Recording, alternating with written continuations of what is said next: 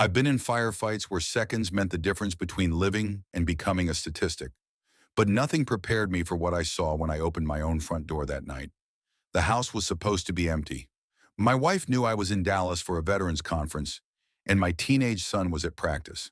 I'd come home early, planning to surprise them with dinner. Instead, I walked straight into a war I hadn't seen coming. He was standing in my living room like he owned the place. A man I recognized from more than one city council headline. Marcus Harlan, the same prosecutor who'd been trying to dig into my service record for months. And next to him, my wife.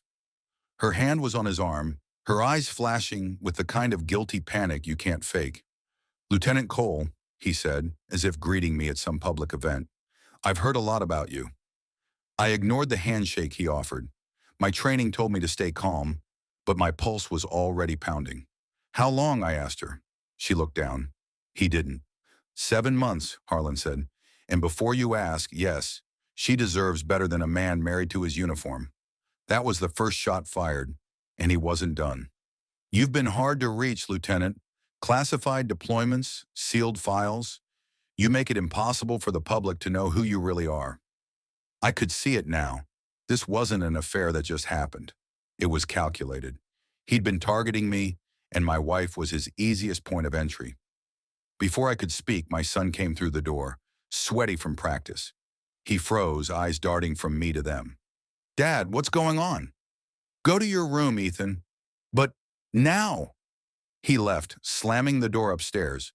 The sound felt like a gunshot. Harlan pulled on his jacket, his voice dropping to something colder. "You can make this easy, Cole. The divorce doesn't have to get ugly. But I'm taking her with me, and I'm taking you apart in court." "Is that a threat?" "It's a promise." When they left, I stood there for a long minute, listening to the hum of the fridge, the silence of a house that wasn't mine anymore. Then I sat at my desk and powered up my secure terminal. The message to my old unit commander was short. "Need everything you can find on Marcus Harlan. Financials, connections, personal history. Quiet channel." He replied in under 5 minutes. "You got it. Sorry about Emily. Word travels fast." I didn't answer. Instead, I started a list. Not of what I'd lost, but of what he valued. People like Harlan always had pressure points. And if I could find them, I'd turn them into leverage. By midnight, I had my first lead. My contact sent me a packet. Bank records, travel logs, and a name that stood out. Claire Harlan, his college-age daughter. According to the file, he'd fought a bitter custody battle for her years ago, burning through hundreds of thousands to stay in her life. He'd risked his career to keep her. I closed the laptop. That was it. His anchor. The one thing he wouldn't gamble. Upstairs, I could hear Ethan pacing in his room. He'd been quiet since the confrontation. I knocked and stepped in. "Are you and Mom?" he started. "Yes," I said. "It's over." He stared at the floor. "Do I have to live with her?" "That's what they'll try for." His voice sharpened. "I don't want to. I've seen things, Dad. About her. About him. Stuff they think you don't know." I sat down. "Tell me." And he did. Lies about where she'd been. About me. About my deployments. Harlan had been in this house before. Even when I was overseas. It was worse than I'd thought. This wasn't just betrayal. It was a campaign. "Ethan," I said, "if I fight this, I need you to be strong. Can you do that?"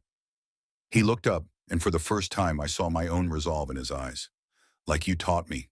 Family watches family's back." I left his room knowing two things. Harlan had made the fight personal, and I was going to end it the same way. By the next morning, my contact had sent me more on Harlan. He was clean on paper. No debts, no suspicious accounts, but a list of private meetings caught my attention. One name stood out. Judge Raymond Doyle, the man who just happened to be assigned to my divorce case. I'd met Doyle once years ago. Cold, efficient, known for pushing custody cases through in weeks. And according to surveillance, Harlan and Doyle had been spending weekends at the same lake house, courtesy of Doyle's brother-in-law. That wasn't friendship, that was cultivation. I called my old teammate Mason, now working private security in Houston. "I need eyes on Harlan and Doyle. Discretion's not optional." "Understood. You planning to play defense or offense?" "Both." By late afternoon, Mason sent me video. Harlan Doyle and a young man I didn't recognize, unloading fishing gear from a truck. I zoomed in on the plates. The truck was registered to a Captain Sherwood, stationed overseas. The young man was his son. A quick check confirmed he was dating Harlan's daughter. It clicked. Harlan had been building an invisible chain, his daughter dating the judge's nephew, family trips together, quiet favors exchange. No one writes that down, but it bends outcomes. I didn't need proof to know what it meant, but I did need leverage. And leverage came that night from a different direction. Mason called back. Remember you asked about soft spots? Harlan's daughter had a hit and run 3 months ago. No injuries, but she left the scene. Rookie cop handled it. Report vanished. Name: Officer Brian Kemp. Gambling debts the size of a mortgage. I found Kemp in a diner off the highway. He looked like someone waiting for a storm he knew was coming. I slid into the booth. You took a cash payment to make an accident disappear, I said. Harlan paid you. I have the bank records and the body cam footage. His hands shook. If I go to IA, my career's over. It's already over. The only choice you have is whether you go down alone or take him with you. Cooperate, and you might still walk out with something left. Kemp stared at the folder I'd set on the table. Why are you doing this? Because he's been doing it to me, and I'm better at it than he is. He didn't answer, but when I left, he took the folder with him. The call came the next morning. Judge Doyle had recused himself. No reason given. The new judge was strict, old school, and no fan of flashy prosecutors. Harlan's advantage was gone, but my phone lit up again. Mason this time. He's pushing back. Filed a motion to unseal your military records. All of them. He won't get them, I said. He doesn't have to. He's planting the idea you've got something to hide. I paced the room, running through possible plays. Harlan wasn't just attacking in court. He was shaping the perception outside it. The kind of move that sticks even if the case fails. That night, I was at Ethan's game when an unknown number called. Lieutenant Cole? Yes. This is Claire Harlan. Her voice was steady, but the choice to call me at all said more than her tone. You shouldn't be contacting me, I said. You need to hear this. My father didn't just meet your wife by chance. He's been watching you for 2 years, ever since that operation overseas. He told someone, in his sleep, to get close to the family. I recorded it. I didn't breathe for a moment. Why are you telling me this? Because I want out.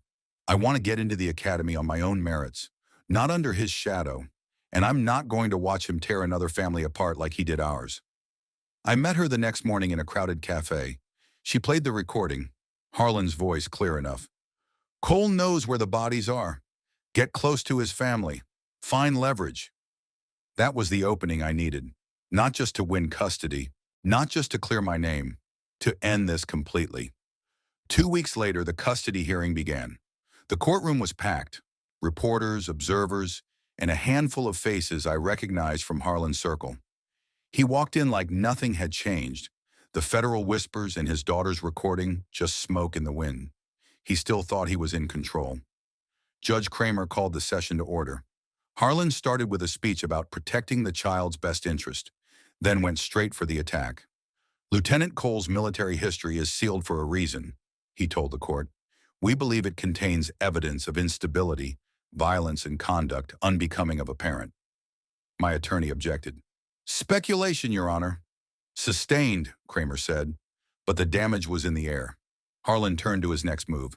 We call Ethan Cole to the stand. I locked eyes with my son as he walked up. He sat straight, not flinching under Harlan's opening questions. Ethan, has your father ever frightened you? No. Has he ever acted aggressively toward you or your mother? Never. Harlan's voice softened. But you've heard about things he's done in the military, haven't you? Ethan leaned toward the mic.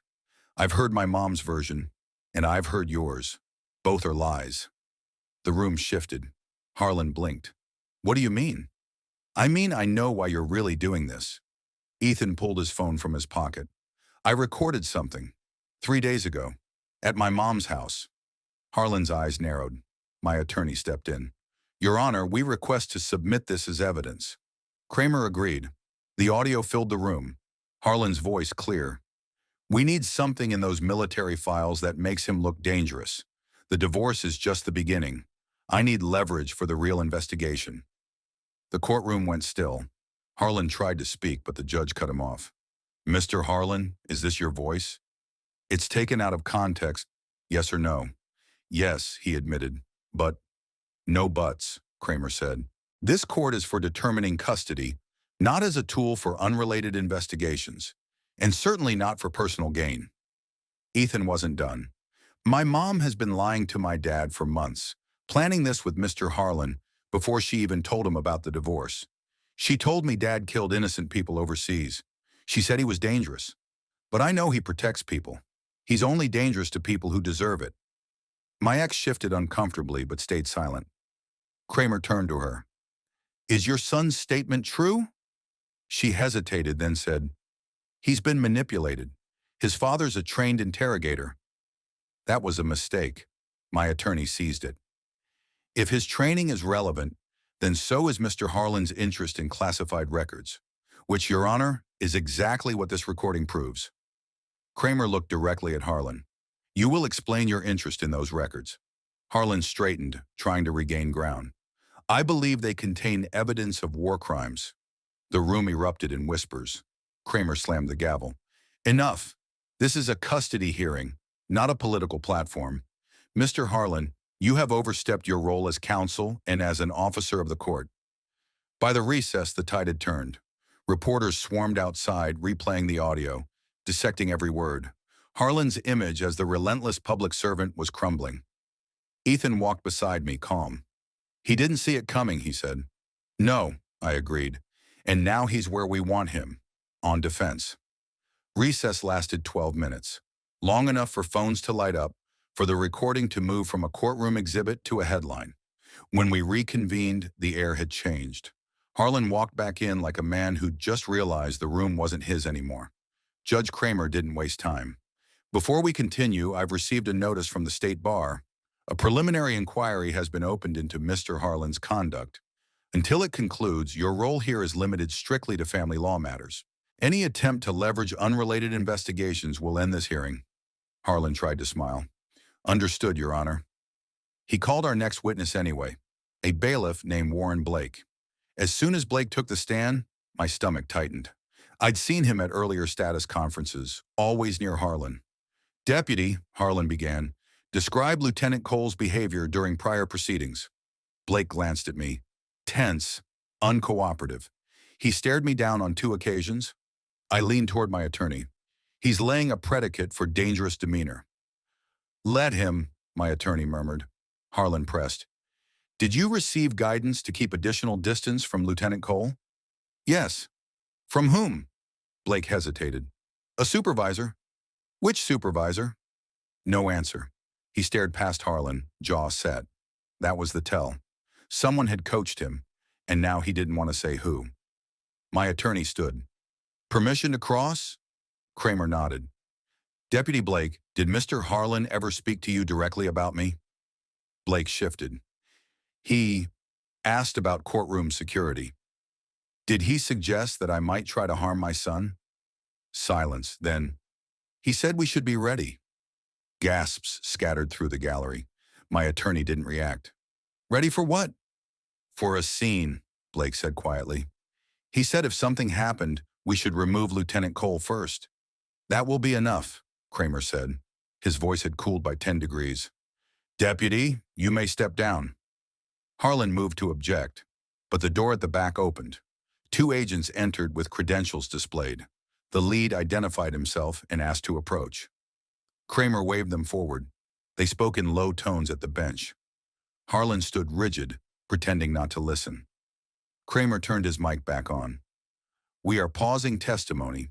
Federal investigators have requested copies of today's audio exhibit and the list of communications between counsel and court personnel. The hearing will continue while they process that request. Mr. Harlan, remain available during recesses." Harlan forced another smile. It didn't reach his eyes. He pivoted, trying to retake ground through my ex. "Mrs. Cole," he said, "tell the court why you feared your husband's influence over your son." She looked smaller than she had in the morning. "I thought he'd turn Ethan against me." Because, because he's persuasive, she said. He knows how to make people trust him. My attorney rose. Isn't it true you met with Mr. Harlan multiple times before you told my client you wanted a divorce? She swallowed. Yes. Weren't those meetings billed to the district attorney's office under community outreach? Harlan objected. Kramer overruled. Yes, she said. Marcus said it was normal. There it was. The line between public duty and private agenda, crossed in plain language. We broke again in mid-afternoon. I stepped into the hallway with Ethan. He was steady, like he'd trained for this. Maybe he had, without knowing it. Is it over? He asked. No, but the ground's shifting. My phone buzzed. Mason. Heads up. Internal Affairs just pulled a patrolman named Kemp off shift. He brought a folder with him. Good, I said. Make sure he gets where he needs to go. Back inside, the judge reconvened with a stack of new printouts. He adjusted his glasses. We've received phone records pursuant to a standing order in related complaints. Mr. Harlan, they show repeated after-hours calls between you and Deputy Blake over the last 2 months. Explain. Harlan's jaw flexed. Security planning, Your Honor. For a family court hearing involving a former service member with sealed combat history. Kramer's expression didn't change.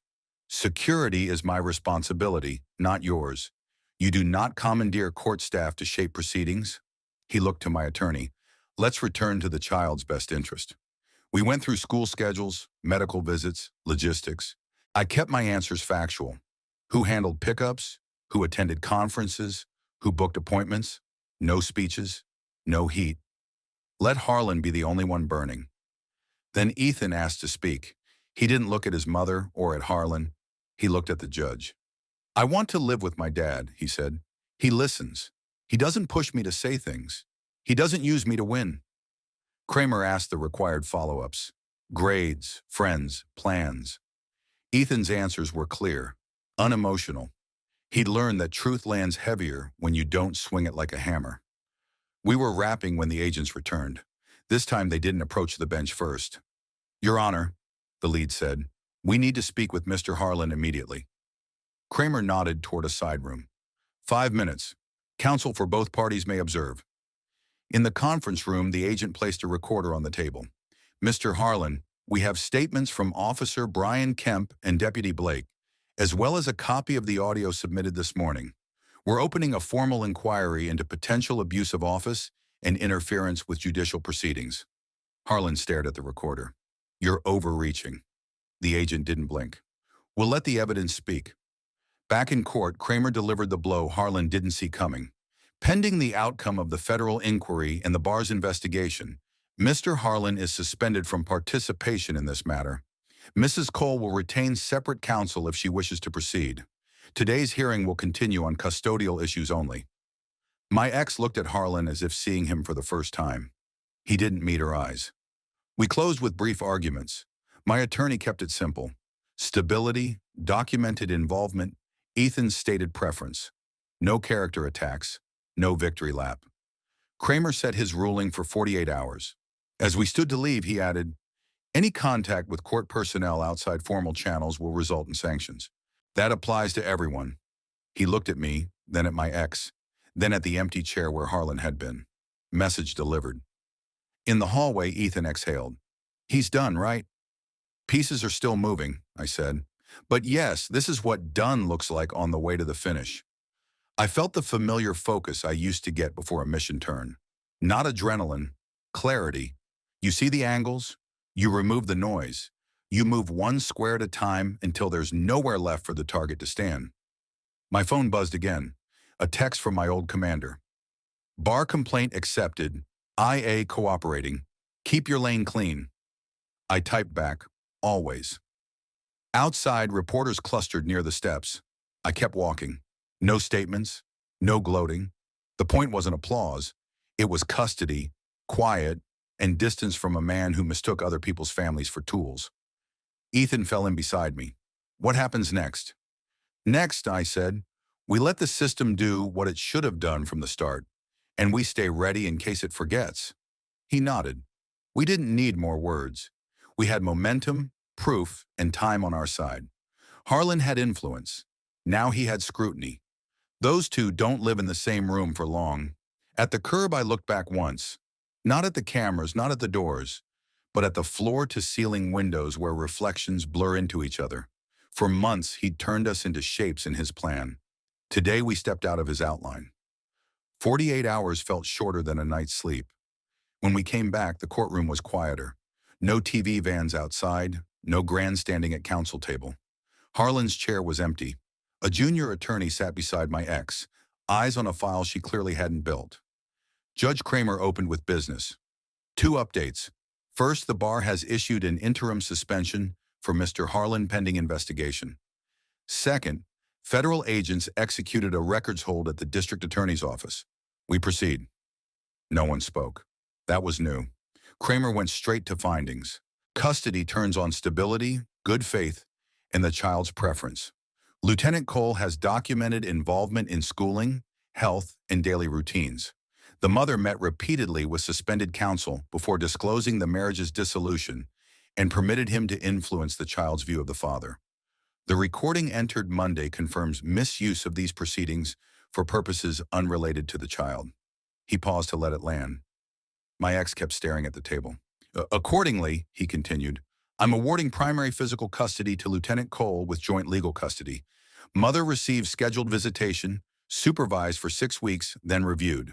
Both parties will complete a co-parenting course. Any contact with the child about sealed military matters or this litigation is prohibited. Ethan didn't react, and neither did I. We trained ourselves not to. The words were what mattered. Kramer added one more line. A protective order is granted forbidding contact between the child and any representative of the district attorney's office, absent court approval. Gavel. Done. In the hallway, Ethan let out a breath. So that's it? That's it, I said. For us. For Harlan, it wasn't. Mason called before we cleared the lobby. You'll like this. Kemp did a full walkthrough with Internal Affairs. Deputy Blake confirmed the Be Ready call. And guess who just filed a written statement? Claire. What did she give them? The sleep talk recording, plus messages where Harlan coached your ex on how to describe you.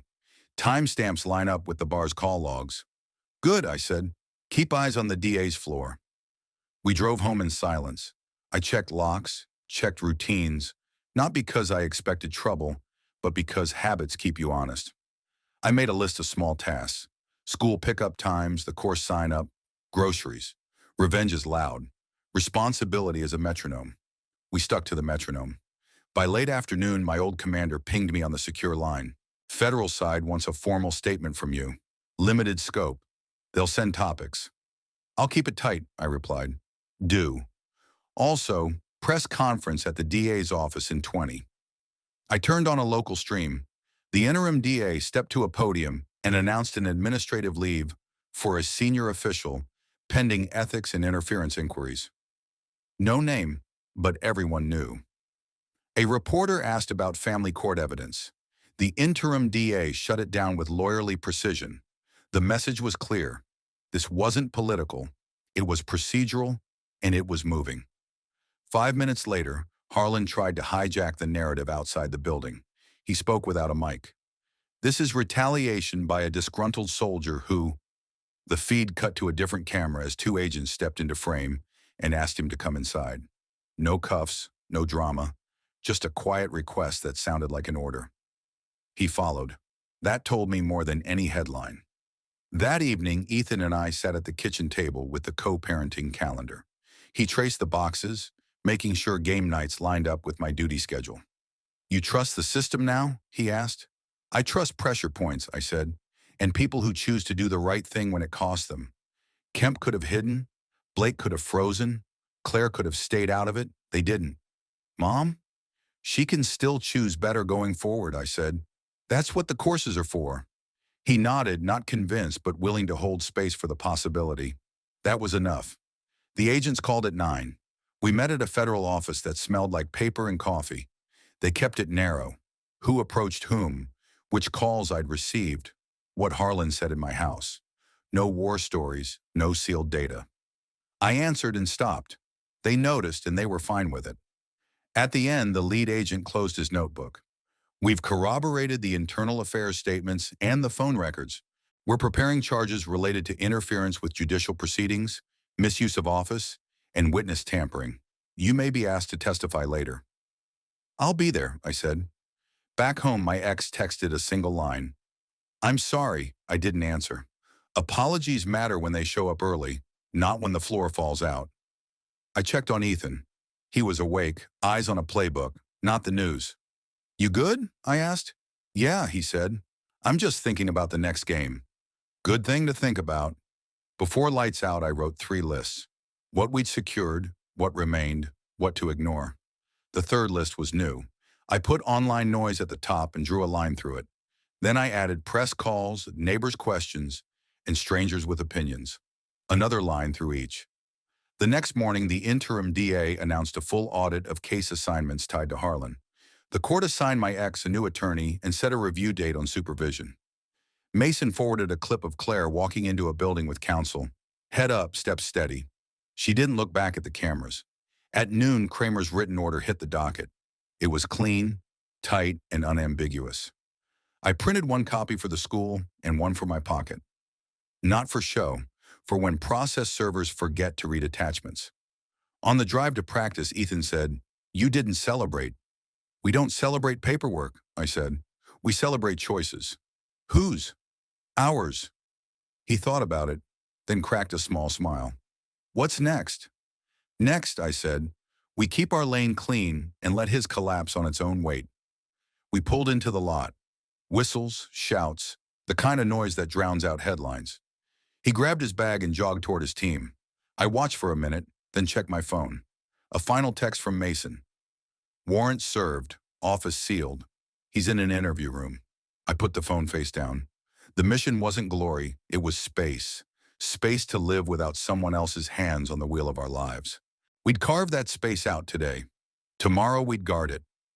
The interview room footage leaked 3 days later. Not to the press, at least not yet, but to people who'd been waiting for it. Mason sent me the file with a one-line note. Watch to the end. Harlan sat across from 2 federal agents, arms folded, voice low but clipped. They started with the hit and run, walked through Kemp's statement, then laid out Blake's testimony. He tried to brush each off as procedural necessities. The agents didn't argue. They just added Claire's recording to the pile. His posture changed on the first play. By the end, he wasn't answering questions. He was asking for counsel.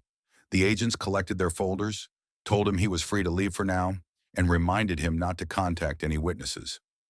That last part was for me, for Ethan, for anyone he might try to drag back in. That afternoon, the Bar Association announced formal charges: abuse of office, interference with a judicial proceeding, professional misconduct. The interim DA reassigned every case Harlan had touched in the last 2 years. A state oversight committee announced a review of court security protocols. Ethan caught the headlines on his phone. "They're pulling his name off everything," he said. "That's what happens when your name stops helping and starts hurting," I told him. We kept our own routine. School, practice, dinner. I didn't want his life to become a string of court dates and news alerts. My attorney handled the filings for supervised visitation. The co-parenting course was scheduled for next month. My job was to hold the line we'd won. On the 6th day, the call came from my old commander. "You're clear on our end. The sealed files stay sealed. Whatever Harlan thought he had, he didn't." "He never did," I said. "But he sold it well enough to get too close. That's why he's on their radar now. Keep it that way." That evening, Mason met me at a diner halfway between our towns. He had another file, thin but heavy with what it meant. Financials, side accounts, payments routed through a consulting firm his cousin runs. Enough to interest the feds. "You gave it to them already?" "Straight to the case agents. This part's out of our hands." It wasn't about pushing charges higher. It was about closing every door behind him. No comeback, no slow rebuild. Just the weight of his own pattern pressing down until it broke him. 2 weeks later, he was indicted. Federal counts for interference and tampering. State counts for corruption. He walked into court without the press conference, without the grin.